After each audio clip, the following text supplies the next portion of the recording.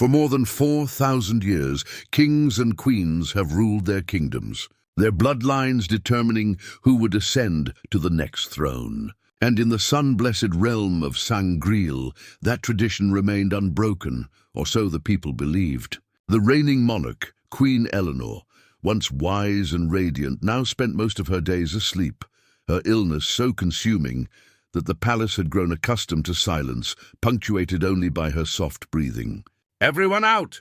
The Queen wishes to sleep again," barked the attendants, shuffling backward through the marble corridors. Servants whispered that the Queen's dreams were longer than her waking hours, that perhaps she was already half lost to the world. In her absence, the court prepared Princess Celia, the only acknowledged child of Eleanor and the late King Julian, to inherit the crown. The young princess stood beneath towering chandeliers in the Hall of Mirrors, her reflection multiplied 100-fold as her tutor straightened her shoulders. "Stand up straight, chest out, chin up.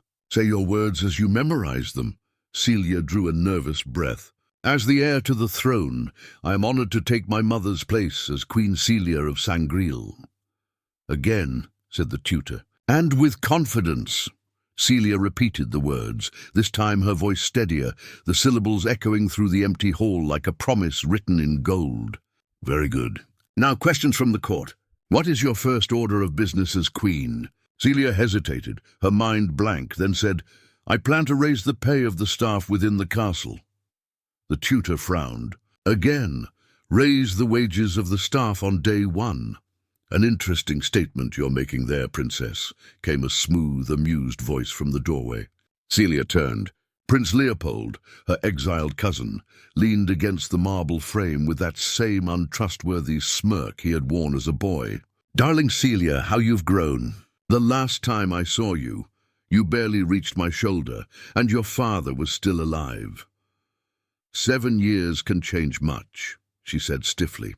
"Indeed, especially when one spends them in exile. But exile was relaxing, believe it or not." He strolled closer, eyes glinting. "Luckily there was an expiration date on my punishment, and now I've returned. I doubt your mother even remembers she sent me away, given the stories I've been hearing." Celia's jaw tightened.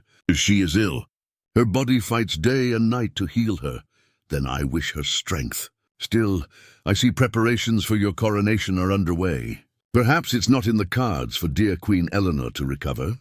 "Long live the Queen," he said with mock sincerity. "Long live the Queen," Celia echoed coldly, watching him go. That night, as moonlight painted the hall silver, a servant burst into Celia's chamber. "Your Highness, bad news, terrible news. Out with it. You are not the heir." "There's another with a prior claim." Celia froze. "Ridiculous. I'm an only child." "That's where you're wrong, sweet summer child," came a low voice behind her. Leopold stepped from the shadows.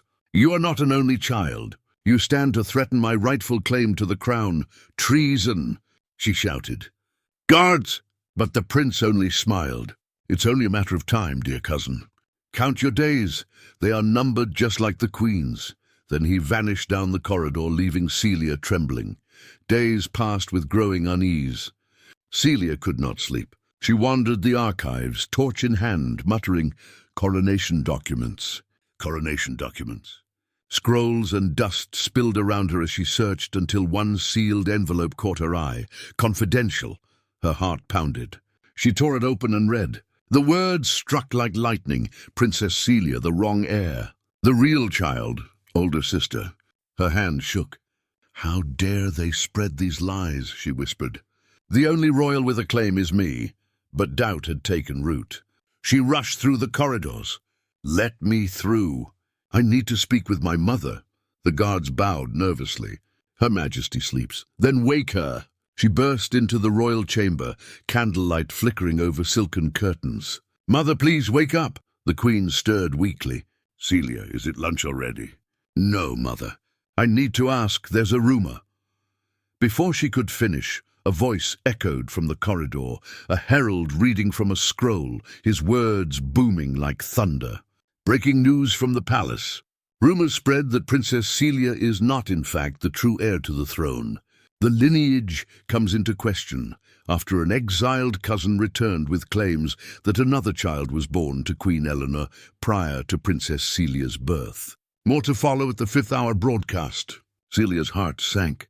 If Mother can't tell me, I'll find the truth myself. Later, she wandered the portrait gallery. Candlelight glimmered on painted faces of ancestors long gone, until one portrait caught her eye, a young woman with her same emerald eyes, the same smile. "I didn't sit for this portrait," she murmured, "but it looks just like me."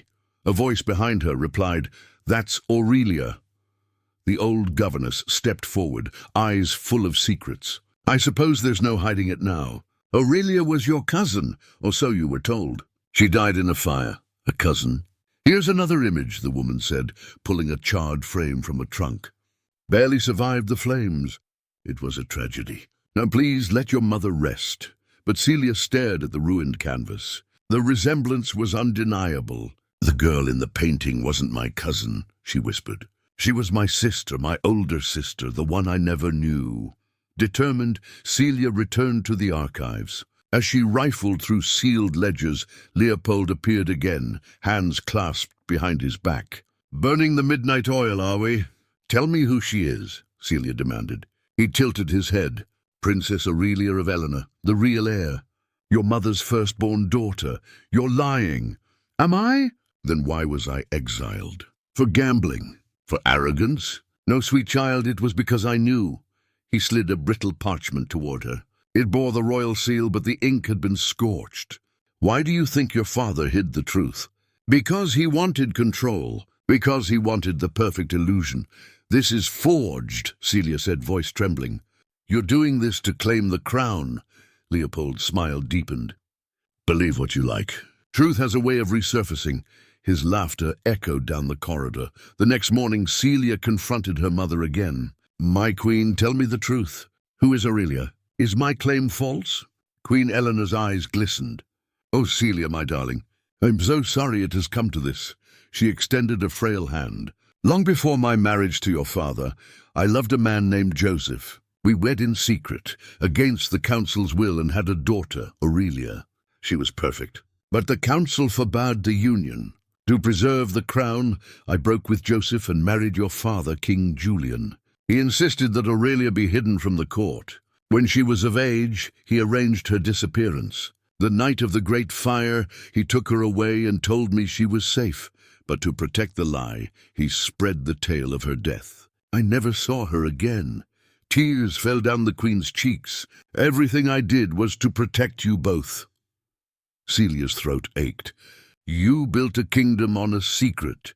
She turned and fled, unable to bear the sight of her mother's sorrow. That night, she found a sealed letter on her desk, its wax seal marked with a phoenix. Inside, a message written in cipher dated only 3 months prior. The signature read Aurelia. "She's alive," Celia whispered. But before she could decode it, the Chancellor entered. "Princess Celia, we've called an emergency press conference. You are to speak immediately." "I can't, not yet. You must. The people demand to know the truth." She looked out the window toward the roaring crowd, gathered beyond the gates. Torches burned like stars in the darkness. "I have a decision to make," she said. "Nothing could be more important than securing your claim." The Chancellor protested. "You have no idea," Celia replied quietly. The next afternoon, the grand courtyard swelled with nobles, soldiers, and townsfolk. Reporters scribbled furiously. Cameras flashed. "Princess Celia," shouted a voice, "are you the true heir to the throne? Did another come before you?" Celia stepped up to the dais, her pale gown shimmering under the noon sun. She hesitated, then spoke. "The truth is, I'm not the rightful heir." Gasps rippled through the crowd. The Chancellor's pen dropped. "Now she's done it," someone muttered. Leopold appeared at the edge of the stage, triumph in his eyes.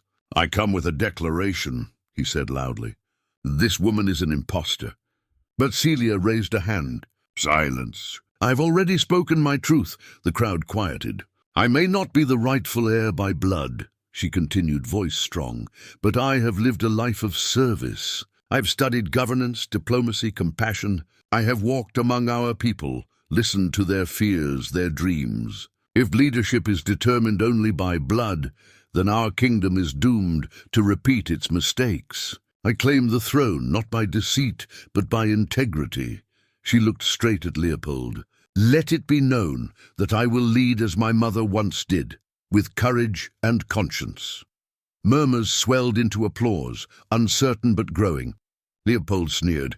"You think virtue will save you? The council will never allow it. Then let them try to stop me." The royal guard stepped between them. "By decree of the Queen, Princess Celia shall be crowned as acting sovereign until further notice," the captain announced. The Queen, though frail, had ordered it moments before the ceremony. Celia turned toward the palace balcony, where her mother now stood supported by attendants, her crown glinting weakly in the sunlight. Their eyes met, an unspoken apology, a silent blessing. "Long live the Queen," whispered Eleanor. Celia bowed her head, tears slipping down her cheeks. "Long live the Queen," she whispered back.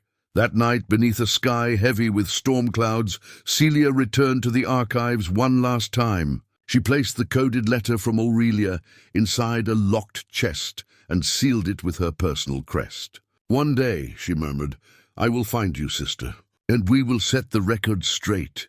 Lightning flashed beyond the windows, illuminating shelves upon shelves of secrets, and for a moment she thought she saw a shadow move, a woman's silhouette vanishing into the dark, wearing a crown that gleamed like firelight.